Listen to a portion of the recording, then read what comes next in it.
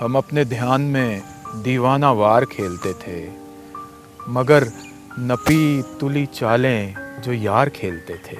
ये लफ्ज़ जब नहीं आता था बोलना भी हमें, हम ऐसी उम्र में भी प्यार प्यार खेलते थे।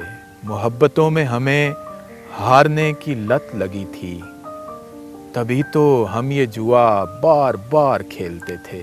बढ़ाते थे तुझे पहना के जेवरों का भाव, ये खेल शहर के सारे सुनार खेलते थे।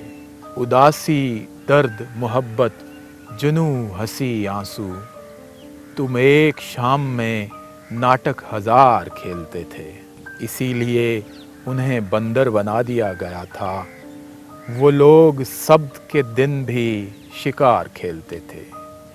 वो लोग शब्द के दिन भी शिकार खेलते थे।